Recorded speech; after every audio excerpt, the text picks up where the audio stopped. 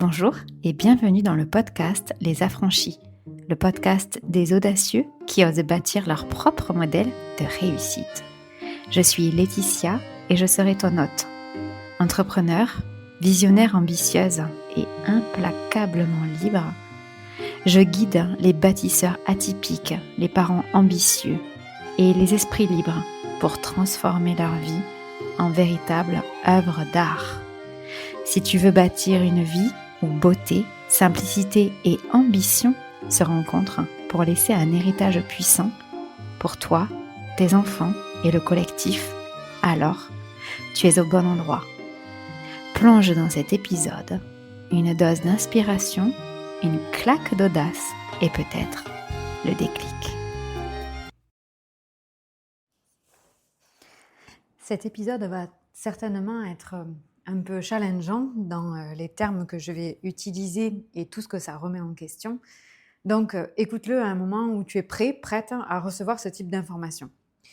Donc, j'ai une entreprise depuis 2013. Cette entreprise, elle a évolué. J'ai changé les statuts plusieurs fois pour faire des choses à ma manière.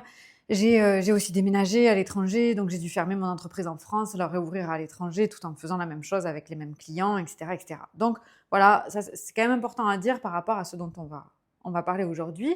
Et dans mon expérience aussi, j'ai toujours accompagné des clients. Donc je ne suis pas sur le plan que technique, je suis aussi sur le plan humain. Donc avec des clients, généralement j'accompagne le dirigeant de l'entreprise, parfois les membres de son comité de direction. Donc autant dire que j'ai un rapport très humain, très personnel. Je ne suis pas derrière un ordinateur à régler quelque chose qui se ferait sans l'aide d'un être humain. Ça, c'est important à dire parce que un jour, je reçois, je vais le dire comme ça pour ne froisser personne, je reçois l'information que je ne suis pas là pour parler avec les gens. Je ne suis pas là pour parler avec les gens. Alors ça, c'est quand même bien embêtant parce que je parle beaucoup avec les gens puisque au début, j'accompagnais le dirigeant dans sa stratégie marketing, dans sa stratégie de communication. J'accompagne ses équipes à appliquer le plan de communication, le plan marketing, puis je fais évoluer mon travail. Je me forme au coaching à 12 ans.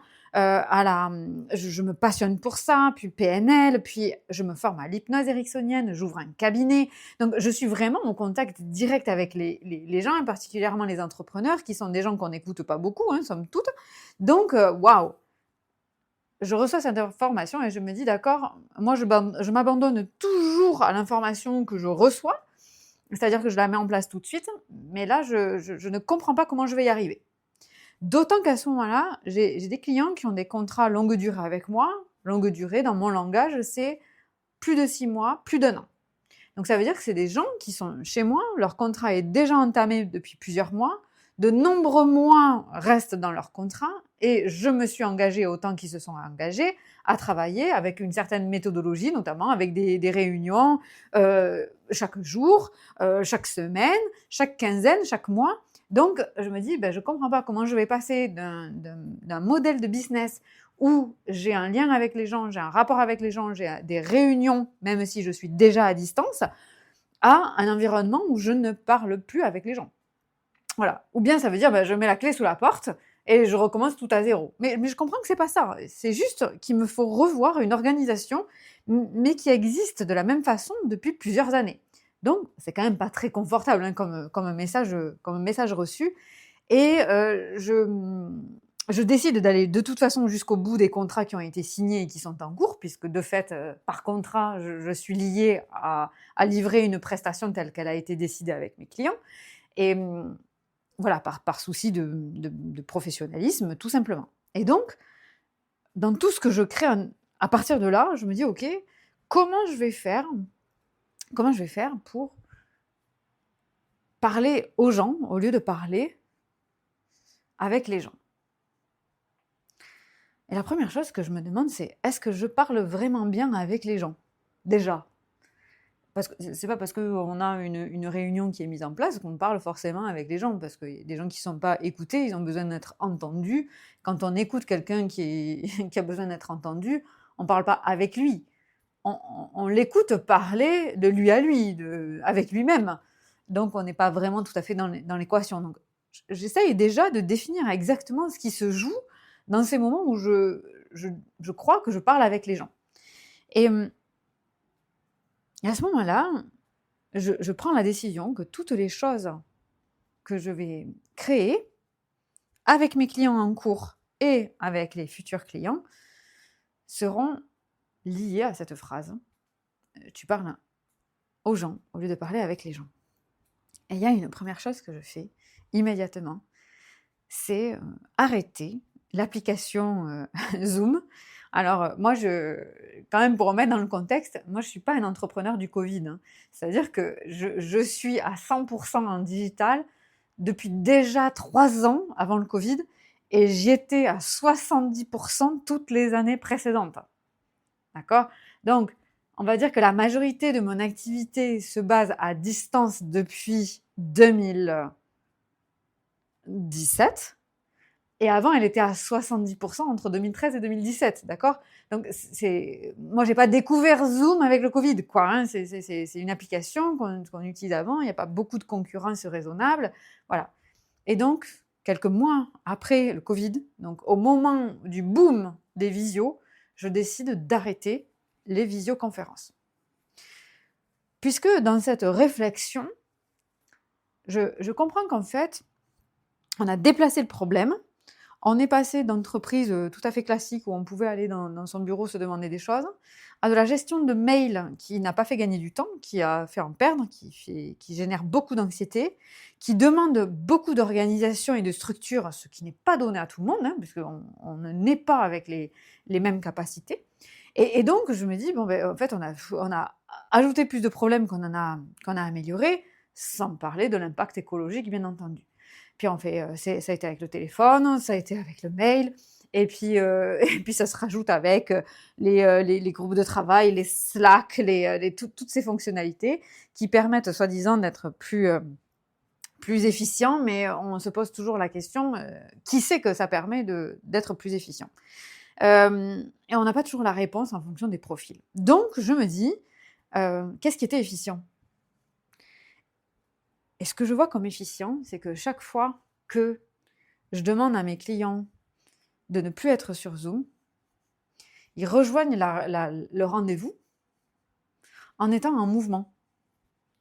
Chacun me dit, alors ça dure pas très longtemps, hein, je m'en aperçois tout de suite, pendant 15 jours, hein, tous mes rendez-vous, vu qu'il n'y a plus de caméra, ils me disent « Ah ben tiens, écoute, je vais en profiter pour aller me balader. Écoute, je vais en profiter pour aller à la boulangerie, m'acheter un sandwich avec toi. » Oui, puisque du coup, on est dans une espèce de fonction téléphonique. Donc moi, j'utilise pas le téléphone parce que j'aime pas que mes clients aient mon numéro, mais j'utilise d'autres fonctionnalités techniques qui permettent de se dire on se donne rendez-vous à 15h et on a rendez-vous à 15h et on utilise l'appareil téléphonique pour ça. Et donc, je m'aperçois qu'ils sont en mouvement. Donc tous les clients suivants, de toute façon, vu que je me suis engagée avec moi-même à ne plus parler avec les clients, mais à parler aux clients, ça veut dire que déjà, il n'y a plus de rendez-vous du tout. Alors, comment on gère un business sans rendez-vous ? Je ne sais pas. Je n'ai pas la moindre idée de comment on fait pour gérer un business. J'ai un business qui tourne bien à ce moment-là, voilà, avec un chiffre d'affaires de plus de 6 chiffres par an. J'ai des choses à perdre, hein. J'ai ma stabilité, j'ai une famille, j'ai les mêmes choses que tout le monde. Je me dis, waouh, comment je vais pouvoir faire ça ? Et donc, je décide de faire tout en asynchrone. Voilà. Et donc, je fais une proposition à mes clients en cours et je leur dis, voilà, j'ai remarqué que depuis qu'il n'y a plus Zoom, déjà, vous étiez en mouvement. Et je vois que les résultats sont plus pertinents, plus efficaces. Les moments où on s'appelle avec un rendez-vous sont plus pertinents quand vous êtes en mouvement du corps. Qu'est-ce que vous en pensez ? Et personne n'a réalisé. Mais tout le monde me dit, mais t'as raison. En fait, t'as raison, on est bien plus efficient. Et donc, je décide d'instaurer avec chacun de mes clients que le rendez-vous, alors pour tous ceux qui ont ces contrats qui sont des contrats longs en cours, je décide d'instaurer le fait que chaque client, lors de ce rendez-vous, doit être en mouvement pour faire quelque chose qu'il aime. Donc, je leur dis, écoute, lors du rendez-vous, tu fais ce que tu veux, mais quelque chose que tu aimes, qui te permet d'être dans un mouvement que tu apprécies. Et là, les gens se révèlent. C'est-à-dire qu'il y en a qui disent « Ah, mais trop bien, du coup, j'irai balader mon chien. Du coup, et il y a plein de choses qui se mettent en place. J'ai une cliente qui se reconnaîtra, qui jardinait. Et du coup, on avait décalé ses rendez-vous professionnels à d'autres moments. Et comme ça, elle jardinait. Et donc, j'entendais cric, cric, cric, cric, voilà. Et elle me disait, ah, mais ça te dérange pas ce bruit? Ah bah non, ça me dérangeait pas parce que je préférais supporter le bruit que de savoir qu'elle endurait d'être assise alors qu'elle préférait jardiner. Et donc, les idées qui émanaient, les intuitions qui venaient, les grandes réalisations, les waouh, voilà, les waouh qui sortaient n'avaient plus rien à voir. Pourquoi? Parce que le corps physique était en mouvement. Et là, je m'aperçois de quoi? Que évidemment, pour moi, c'est la même chose. Parce que moi, je marche, je suis en mouvement. Alors, moi, je ne suis pas en train de faire une activité comme du jardinage, mais moi, je suis aussi en mouvement. Et pourquoi on peut être en mouvement? Parce qu'il n'y a plus de caméra. Donc, personne n'a besoin de fixer son regard sur un écran. Et on est en lien, non pas en lien de regarder l'autre et aussi de se regarder soi-même. Parce que dans la visio, il y a ce côté-là où de fait, on se regarde aussi beaucoup soi-même. Et donc, je m'aperçois, et c'est vraiment l'objet de cet épisode, que lorsque mes clients sont en mouvement et que je le suis aussi, alors j'accompagne des minorités. On est d'accord, déjà j'accompagne des entrepreneurs, c'est une minorité de la population. J'accompagne des entrepreneurs au cerveau délicieusement différent, comme je dis, alors avec un haut potentiel, un très haut potentiel, un TSA, trouble du spectre autistique. Donc évidemment, j'accompagne les minorités des minorités. Et en même temps, peu importe qui c'est que tu accompagnes, c'est comment faire pour mettre l'autre dans une position, non pas que la société estime comme la posture normale d'un rendez-vous professionnel, qui ne convient finalement pas à la majorité. Et proposer une forme, une façon de faire qui soit libératrice de quelque chose de plus pour le client. Parfois, je sais pas, t'es coiffeuse, ça semble compliqué de le faire à distance. Peut-être aujourd'hui, oui, mais je sais pas, je m'interroge du coup. Je sais pas. Je suis pas coiffeuse, donc mais qu'est-ce qui permet de démultiplier le résultat obtenu et la joie du processus pour le client? Au lieu de se dire, de toute façon, c'est comme ça. Alors, s'il y a bien une phrase que je ne supporte pas, c'est comme ça. Sinon, l'humanité n'aurait jamais progressé, n'aurait jamais changé. Heureusement qu'il y a quelques-uns, quelques-unes qui se sont dit, non mais de toute façon, les femmes, elles ont toutes 12 enfants par femme, qu'elles le veuillent ou pas, c'est comme ça. Heureusement qu'il y a personne qui s'est dit, bah oui, les femmes se font taper dessus, c'est comme ça. Les femmes n'ont pas le droit de voter, tu sais, voilà, tu sais, c'est comme ça. Heureusement que non. Alors évidemment, là, dans l'exemple qu'on donne des rendez-vous, ça paraît minime par rapport aux exemples que je cite, mais qui sont là pour te bousculer. C'est aussi de se dire que si on accepte les petits compromis pourris, c'est ça que je dis toujours, c'est cette expression que j'utilise, ces petits compromis du quotidien de c'est comme ça, hein, c'est là que, par effet composé, on peut accepter l'inacceptable. Ça commence par les petites choses. Et les petites choses, elles sont immenses quand le fait simple de réinterroger la façon dont on accompagne nos clients leur permettrait d'avoir des résultats bien meilleurs, d'avoir un processus bien meilleur et que là-dedans, tu te sentes, toi, une meilleure personne. À tout instant, tout le monde a tout à gagner. Donc, vu qu'on a le temps de réflexion sur ce qui apporterait à notre client une meilleure expérience et des meilleurs résultats, normalement, quand on est entrepreneur, c'est la base de tout fait entrepreneurial. Donc, normalement, on devrait être fixé que sur ça tout le temps. Et donc, ça demande... Alors, moi, j'ai une chance folle, j'ai reçu le message. Donc, forcément, vu que je m'abandonne aux messages que je reçois, c'est pas uniquement je reçois des messages. C'est, ok, je les reçois, mais aussi, je m'y abandonne. C'est pas juste, oui, je reçois des messages. Oui, on peut tous recevoir des messages de Dieu, de l'univers, de tes guides, de ce que tu veux. Mais en fait, la différence, elle se fait pas dans ce que tu reçois. Elle se fait dans ce que tu fais après que tu les aies reçus. Alors, si tu les remets en question, si tu les remets à dans 10 ans, si tu t'en fais rien, si tu te dis non, mais attends, Euh, ça veut vraiment, c'est fou, ça veut rien dire. Hein. Moi qui ai plein de clients et qui ai des rendez-vous tout le temps, tout d'un coup me dire que j'ai plus de rendez-vous, non mais c'est pas possible. Non mais, ah bah oui. Donc c'est pas que le message, c'est la capacité à recevoir le message et à en faire quelque chose. Donc moi je m'y abandonne totalement. Donc il y a même pas, je me donne le temps de réflexion, etc. Non, je le fais tout de suite.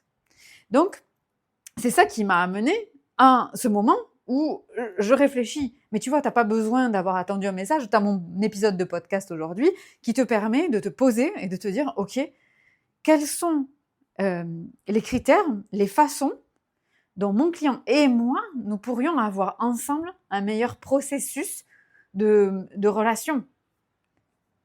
Et tout est imaginable, puisque je peux te dire qu'aujourd'hui, depuis 2 ans, j'accompagne des entrepreneurs sans aucun rendez-vous. Je n'ai aucun rendez-vous, aucun. J'ai un agenda totalement vide, ce qui s'est passé en très peu de temps. Puisque je te dis que j'ai des clients qui ont des contrats à long terme, que les nouveaux clients, je leur propose des rendez-vous sans visio, que je modifie les visios en des moments avec des rendez-vous, mais il n'y a plus le cadre de la visio et ils sont en mouvement. Et je suis passée en moins de 2 ans, voilà, à un business qui génère la même chose, voire plus, sans plus aucun de rendez-vous. Et je ne fais pas de groupe. Hein. Alors, j'en fais, mais pas plus, pas moins qu'avant. Donc, ça veut bien dire que la réorganisation totale, complète, est possible, déjà. Et en plus, la réorganisation totale et complète par rapport à des choses qui se font nulle part. Moi, par exemple, quand les gens me disent « Ah oui, tu es entrepreneur, alors attends, ouais, du coup, tu dois être hyper chargé au niveau de ton agenda ?» Non. Moi, quand il y a quelqu'un qui me dit « Oui, pour prendre rendez-vous, vous préféreriez plutôt le matin, quand vous voulez. » De toute façon, je n'ai pas de rendez-vous. Je suis interviewée en moyenne tous les 15 jours dans un podcast, dans un sommet, etc. Et on me dit « Bon, mais quand est-ce que c'est le mieux ?» Quand tu veux. Je vais chez l'esthéticienne quand je veux. Voilà, s'il y a besoin d'aller chercher quelqu'un, je peux y aller quand je veux. S'il y a besoin d'amener un parent à l'aéroport, je peux quand je veux. Vous voyez, et donc, on s'en fout de ça, ça fait très marketing. Mais c'est parce que j'ai écouté le message. Et j'ai agi, mais c'était pas du tout confortable. Et ce que je veux te dire par là, surtout, c'est pas le changement de modèle, bien que ça fasse partie de ce message, bien sûr, mais ce soit surtout qu'il y ait une espèce de norme, de normalité, de normatif à travailler sans être en mouvement.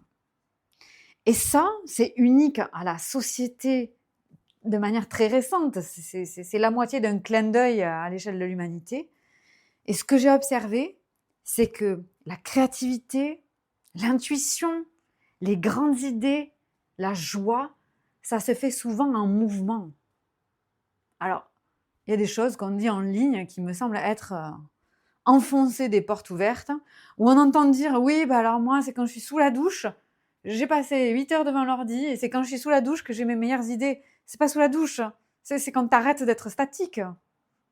Oui, bah alors moi, je suis là, je bosse toute la journée, et quand je vais chercher mes enfants à l'école en voiture, c'est là que j'ai... Oui, c'est juste que tu es en mouvement. C'est-à-dire tes yeux, ton cerveau, il y a plein de choses qui bougent. Oui, c'est parce que tu es en mouvement. Et quand tu vas marcher avec ton chien, oh là là, mais ah Laetitia, mais quand je balade mon chien, mais c'est pas du tout le moment, mais c'est là où j'ai mes meilleures idées, et du coup j'ai rien pour noter. Bon, alors ça c'est autre chose. Hein. Tout ça, moi j'ai fait un programme sur ça qui s'appelle Sigma et qui permet justement de réorganiser des business concrètement. Si tes meilleurs moments, tu les as quand tu es en mouvement comme ça, tu me contactes, hein, je te donne le lien. Ça s'appelle l'expérience Sigma, c'est disponible sur mon site internet. Ça, il faut absolument que tu le vives.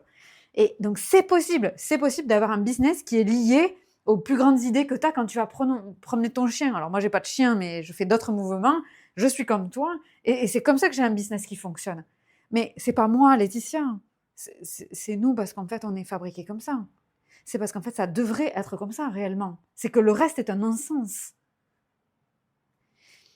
Et Et ça, plus tu vas t'accorder, alors je te dis pas, il faut que tu aies le même business model que moi, ou que tu aies un business asynchrone, tout ça. Non, non, non, non, je te dis pas ça. Je te dis, réinterroge, hein, pour que ce que je viens de dire, le process pour tes clients, ce soit le meilleur pour toi, les résultats soient décuplés, qu'est-ce qu'il faut proposer, qu'est-ce qu'il faut imaginer. Mais moi, j'ai testé, là, je te dis avec le recul de 2 ans, mais quand j'y étais, je ne savais pas quel résultat ça allait donner. Donc, il faut aller expérimenter dans la matière, là, faire un laboratoire d'idées et voir comment ça fonctionne.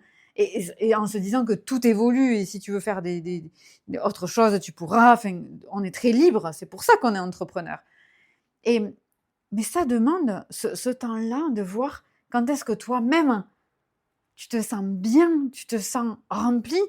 Moi, j'ai une cliente, elle a ses meilleures idées quand elle fait des footings.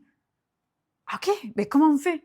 Et là, en fait, il s'agit plus que d'amener la technique pour solutionner, pour soutenir l'élan de vie humain. Ah bah, normalement, c'est fait pour ça, la technique. C'est pas fait pour nous obliger à rester le cul sur une chaise, derrière un écran de 50 centimètres, toute la journée. Et après, on s'oblige à faire 10 000 pas. Mais en fait, c'est un non-sens. On est un être de mouvement. Donc, les 10 000 pas, on les ferait si on s'obligeait pas nous-mêmes à être derrière un écran. Donc, c'est juste que c'est comme si le monde était fait à l'envers et qu'on essayait de trouver des pansements pour que ça gratte pas trop, que ça aille à l'envers. Mais en fait, c'est à l'envers. Donc, l'idée ici, c'est un petit peu du bon sens paysan et de se dire, au lieu de continuer à mettre des rustines sur une normalité qui part à l'envers, qui est à l'envers depuis plusieurs années, c'est comment on fait, au contraire, pour faire aller le système à l'endroit par rapport à toi. Parce que quand on le solutionne par rapport à toi, on rend un nouveau modèle possible pour d'autres qui sont la réponse à la prière de d'autres personnes qui sont autour de toi et qui vont dire « Ah putain, ça c'est bon ça, c'est exactement ça que je voulais ». Et ça marche dans tous les corps de métier. Moi, j'avais rencontré une petite esthéticienne qui était super. Elle avait un institut, pignon sur rue, avec du personnel. Voilà, ça fonctionnait très bien. Et en fait, elle trouvait que les gens arrivaient, ils étaient stressés, ils étaient inquiets, ils étaient en speed. Il y avait toujours l'école après, l'école avant, les enfants, voilà. Et donc, elle s'est posé cette question réellement, alors avec d'autres termes, mais comment faire en fait pour que moi je puisse faire ma prestation sur des gens qui soient confort. Elle a remis en question totalement son modèle, ce qui n'est pas facile hein, quand on a pignon sur rue, que ça fonctionne. Et elle a choisi d'arrêter l'institut et de se déplacer chez les gens. À cette époque, c'était en Dordogne. Donc, en plus, voilà, en Dordogne, on compte pas en kilomètres les routes, hein, on compte en temps. Et donc, ça veut dire une pression différente, une pression déportée. Et elle, en fait, elle adorait les déplacements. Voilà. Elle avait aussi un mari qui était dans l'automobile et qui faisait des tests de voitures. Et elle adorait tester les voitures avec lui. Et donc, en fait, finalement, elle testait les voitures sur ses trajets chez ses clients. Elle faisait des rapports. Et son mari, ça l'aidait. Parce que du coup, il avait plus ça à faire le week-end puisqu'elle l'avait fait la semaine. Et en fait, c'était hyper harmonieux pour eux. Et quand elle arrivait chez ses clients et chez ses clientes, alors elle faisait que des femmes, hein, et quand elle arrivait chez ses clientes, eh ben, les clientes, elles avaient le temps parce qu'elles étaient chez elles. S'il y avait un enfant ou ça pouvait être au même moment. Et en fait, elles étaient bien, c'était dans un environnement qui était connu, qui était chauffé comme elles le voulaient. Elles n'avaient pas eu besoin de se garer, elles n'avaient pas perdu de temps à se déplacer. Elles étaient déjà pleinement disponibles à recevoir le soin ou la prestation. Donc, pour vous dire que ça s'applique, cette réflexion, à des business complètement différents. Je veux pas que vous disiez, oui, mais comme Laetitia, elle a un truc en ligne. Non, moi, c'est pas que j'ai un business en ligne, c'est que je travaille à distance. Mais j'ai jamais considéré que j'avais un business en ligne. Business en ligne, ce serait un business qui ferait que du marketing en ligne. Alors, de plus en plus, je me rapproche de ça, mais jusque-là, j'avais des clients que je rencontrais dans la vie de tous les jours, qui devenaient mes clients, avec qui je bossais à distance, même qu'ils habitent à 1 heure de chez moi ou qu'ils habitent à 3 pays de différence. Voilà. Donc, revenons à du bon sens et interrogeons-nous sur quel est le processus de réussite le plus adapté que je peux proposer pour moi d'abord, pour mes clients exactement en même temps aussi, et qui leur permettrait d'avoir de meilleurs résultats en fonction de la thématique que moi j'apporte sur le marché. Et ça change profondément tout, tout, tout, ta perception de l'autre. Et si moi j'ai pu proposer ça, c'est simplement en me posant cette question. Je te souhaite une bonne exploration. Et si tu veux me partager le résultat de ta conclusion, eh ben, je serais vraiment ravie que tu me contactes. Et puis ensuite, forcément, une fois que tu auras les résultats, et il s'agira de passer dans la phase d'application. Et parfois, c'est là que c'est difficile parce que ça remet en cause le monde tel qu'on l'a vu jusque-là, notre business tel qu'on l'a vu jusque-là. Et si tu as besoin d'aide à ce moment-là, tu sais que je suis la bonne personne.